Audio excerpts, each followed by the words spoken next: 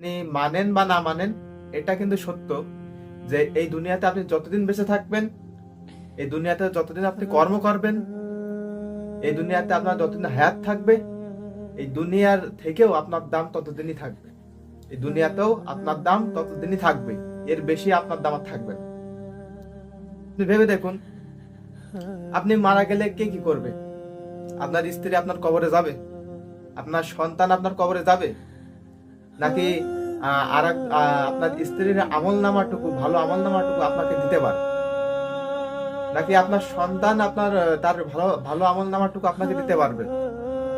কিচ্ছু যাবে না, কিচ্ছু যাবে না। শুধুমাত্র ওই কাফনের কয়েক টুকরা কাপড়, ওই নিয়ে আপনাকে কবরে যেতে হবে। এই দুনিয়াতে আপনি ততটুকু, এই দুনিয়াতে আপনি ওই পর্যন্তই দামি যে পর্যন্ত আপনি দুনিয়াতে বেঁচে আছেন। আপনি মরে যাবেন, আপনার দাম শেষ। আপনি মরে যাওয়ার পরই আপনার নামটা মুছে যাবে, কেউ আপনার নাম ধরে ডাকবে না। আপনি খাটলায়, আপনাকে যখন খাটলায় শোয়ানো হবে, কেউ বলবে না যে অমুক খাটলায় শুয়ে আছে, বলবে যে লাশ খাটলায় আছে। নাম ধরে কেউ ডাকবে না তখন। এমনকি আপনি যখন দুনিয়াতে ছিলেন বা মরার আগ মুহূর্তে আপনি যেখানে বাস করতেন, সেই ঘরটা পড়ে থাকবে। তারপর আপনার যে জামা কাপড় গুলো আছে, ব্যবহৃত জিনিসপত্র আছে, সেগুলো পড়ে থাকবে। কেউ ওইগুলো দিকে তাকিয়ে দেখবে না, কেউ আপনার ঘরে এক ঘন্টা যাবে না যে দেখে আসি। আপনি মরার পরই আপনাকে যখন মাটি দেওয়া হবে, আপনি বিশ্বাস করুন বা না করুন, এটাই সত্য। আর আমরা এটাও দেখতে পাইও যে আপনাকে মাটি দিয়ে আসবে, আমাকে মাটি দিয়ে আসবে। আসার পরই আপনার আত্মীয় স্বজন, আপনার পাড়া প্রতিবেশী সবাই একত্রে খাওয়া দাওয়া শুরু করবে। এটাই হচ্ছে মূলনীতি, হয় না? মরা বাড়ি কি হয়? মরা বাড়ি হয়তো খিচুড়ি পাক হয়, না হলে অন্যান্য কোনো খাবার দাবার পাক হয়। তাহলে আপনাকে ভালোবাসে কি, এটা বলুন। আপনাকে মাটি দেওয়ার পরই তারা খাওয়া দাওয়া শুরু করে দিচ্ছে। আর এমনও দেখা যায় যে কিছু কিছু মরা বাড়ি এমনও দেখা যায় যে এই খাওয়া দাওয়াটুকু ঘিরেই অনেক মারামারি পর্যন্ত হয়ে যায়। তাহলে দুনিয়াতে আপন কে? এই দুনিয়াতে থাকতে হলে আল্লাহ পাকের রাজত্ব করতে হবে।